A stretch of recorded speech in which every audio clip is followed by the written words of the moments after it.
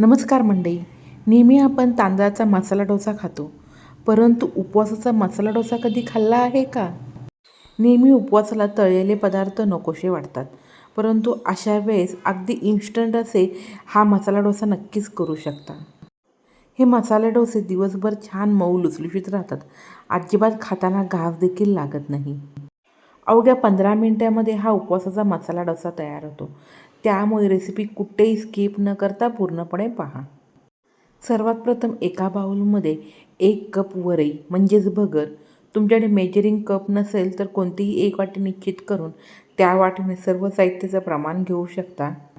1/4 cup साबुदाणा. आता ज्या वाटीने भगर घेतली ना, त्या वाटीचा 1/4 भाग साबुदाणा घ्यावा.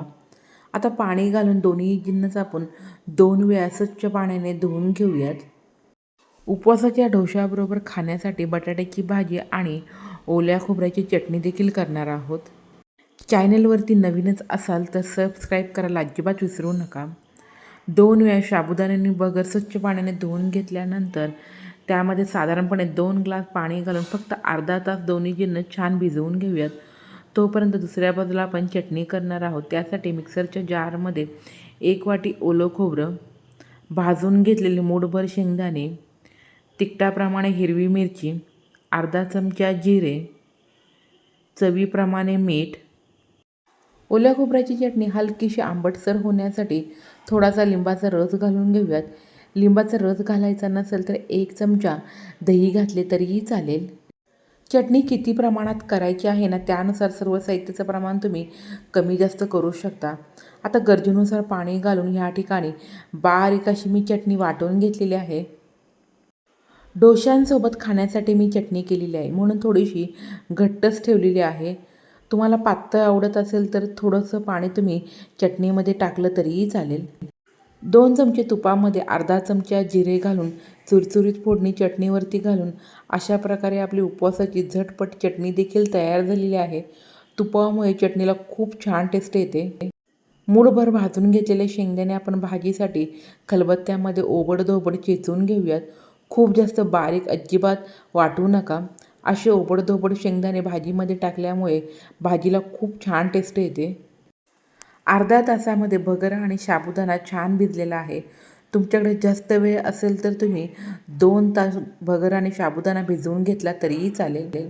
साबुदाणा आणि भगर भिजण्यासाठी त्यामध्ये तुम्ही गरम पाणी घातले तरी चालेल. त्यामुळे लगेच साबुदाणा आणि भगर देखील भिजली जाईल. साबुदाणा भिजल्यानंतर छान टपोरा आणि मऊसर झाला की समजायचं छान भिजलेला आहे. नेहमी आपण तांदळाचे डोसे करण्यासाठी ज्याप्रमाणे तांदूळ बारीक वाटून घेतो ना, त्याप्रमाणे भगर आणि साबुदाणा बारीक असे वाटून घेऊयात. वाटताना खूप सारं जास्त पाणी न घालता गरजेनुसार पाणी घालून बारीक असं वाटून घ्यावं. अगोदरच वाटताना खूप जास्त पाणी टाकलं ना, तर हवं तसं अजिबात बारीक होत नाही. एखाद दुसरा साबुदाण्याचा कण राहिला तरी देखील काहीच हरकत नाही. गरजेनुसार पाणी घालून ह्या ठिकाणी मी भगर आणि साबुदाणा छान बारीक असा वाटून घेतलेला आहे.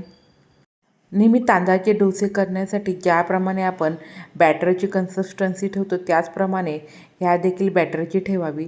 चवीप्रमाणे मीठ घालून व्यवस्थित ते मिक्स करून घेऊयात. डोश्यासाठी बॅटर तयार झालेला आहे. तोपर्यंत आपण बाऊलवरती झाकण ठेवून लगेच बटाट्याची भाजी देखील करून घेऊयात. जेवढा साबुदाणा आणि भगर जास्त भिजेल ना, तेवढे आपले डोसे छान मऊ लुसलुशीत होतात आणि खाताना घास देखील लागत नाही. आज आपण उपवासाची बटाट्याची भाजी करणार आहोत. त्यासाठी मी कढईमध्ये 1 चमचा साजूक तूप घालून घेतलेलं आहे. तूप छान गरम झाल्यानंतर पाव चमचा जिरे घालूयात. तुपाऐवजी तुम्ही तेल वापरले तरीही चालेल. अर्धा चमचा हिरव्या मिरचीची भरड घालून ते देखील तुपामध्ये छान भाजून घेऊयात, जेणेकरून मिरचीचा कच्चेपणा पूर्णपणे कमी होईल. हिरवी मिरची तुमच्या तिखटाप्रमाणे तुम्ही कमी जास्त करू शकता. नेहमीचा साबुदाणा वडा खाण्यापेक्षा हे उपवासाचे डोसे नक्की करून पहा आणि कसे झाले ते मला कमेंट बॉक्समध्ये सांगायला अजिबात विसरू नका.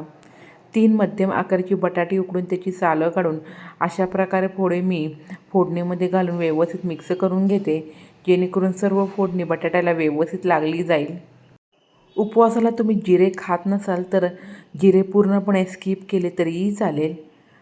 आता चवीप्रमाणे मीठ आणि सुरुवातीला आपण ओबडधोबड भाजून घेतलेले शेंगदाणे वाटलेले होते ना, त्याची भरड घालून घेऊयात. भाजीमध्ये भाजलेल्या शेंगदाण्याची अशा प्रकारे भरड घातल्यामुळे भाजी खाताना शेंगदाणा दाताखाली आला ना, खूप छान लागतो. शेंगदाण्याची भरड बटाट्याच्या भाजीमध्ये व्यवस्थित मिक्स झाल्यानंतर एक वाफ काढून घेऊयात. बटाट्याच्या भाजीला वाफ काढल्यानंतर भाजीची चव दुपटीने वाढण्यासाठी आपण त्यामध्ये एक सिक्रेट जिन्नस घालणार आहोत. उपवासाला तुम्ही कोथिंबीर खात असाल तर भाजीवरती कोथिंबीर घातली तरीही चालेल. भाजी झाल्यानंतर त्यावरती आपण थोडासा लिंबाचा रस घालूयात. त्यामुळे भाजीला हलकासा आंबटसरपणा येतो आणि भाजी चवीला देखील खूप सुंदर अशी लागते. तुम्हाला आवडत असेल तर बटाट्याच्या भाजीमध्ये तुम्ही शिजवून घेतलेले शेंगदाणे देखील घालू शकता. त्यामुळे देखील भाजीला खूप छान टेस्ट येते. तर अशा प्रकारे मसाला डोस्यासोबत खाण्यासाठी आपली बटाट्याची भाजी तयार झालेली आहे. ओल्या खोबऱ्याची चटणी आणि बटाट्याची भाजी तयार केलेली आहे. झटपट आपण ताक देखील करून घेऊयात. उन्हाळा असो, पावसाळा असो किंवा हिवाळा, आमच्या घरी ताक हे बनवलंच जातं आणि त्यात उपवास असेल ना, मग तर विचारूच नका. उपवासाच्या दिवशी सकाळी 2 ते 3 वेळा तर आमच्याकडे अशा प्रकारे मसाला ताक केलं जातं. घट्टसर गैरी लावलेलं दही, थोडंसं काळं मीठ, थोडंसं भाजलेले जिऱ्याची पावडर आणि गरजेनुसार थंडगार पाणी घालून छान रवीने आपण हे ताक घोटून घेऊयात. जिरं आणि काळं मीठ टाकल्यामुळे ताकाला खूप छान टेस्ट येते. तुम्हाला आवडत असेल ना, तर त्यामध्ये थोडीशी साखर घातली तरीही चालेल किंवा कोथिंबीर देखील घालू शकता. तर अशा प्रकारे आपले उपवासाचे मसाला ताक देखील तयार झालेले आहे. चला तर आता वेळ न घालवता आपण डोसे देखील लगेच करायला घेऊयात. डोशाच्या बॅटरमध्ये अगदी 2 ते 3 चिमट आपण खाण्याचा सोडा घालून घेऊयात.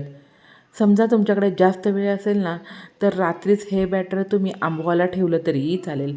माझ्याकडे जास्त वेळ नसल्यामुळे मी त्यामध्ये हलकासा सोडा घालून आता डोसे छान करून घेणार आहे. तुम्हाला पाहूनच कळालं असेल की ती जाळी सुंदर अशी आलेली आहे ना. समजा तुम्ही रात्रभर हे पीठ आंबवून घेतलं ना, तर अजिबात सकाळी सोडा टाकण्याची आवश्यकता नाही. वर थोडंसं मी तेल लावून घेतलेलं आहे. तेलाऐवजी तुम्ही तुपाचा वापर केला तरीही चालेल. आता हे उपवासाचे डोसे आम्हाला जास्त कुरकुरीत न आवडता हलकेसे ते मऊसरच आवडतात, म्हणून मी जाडच डोसे घालून घेतलेले आहे. परंतु तुमच्या आवडीनुसार तुम्ही पातळ किंवा जाड डोसे घालून घेऊ शकता. साबुदाणा थोडासा वर दिसत असला तरी देखील काहीच हरकत नाही. तर अशा प्रकारे ह्या आषाढी एकादशीला हा मसाला डोसा नक्की करून पहा आणि कसा झाला ते मला कमेंट बॉक्समध्ये सांगायला अजिबात विसरू नका. नेहमीप्रमाणे रेसिपी आवडली असेल तर नक्की लाईक करा, जास्तीत जास्त शेअर करा.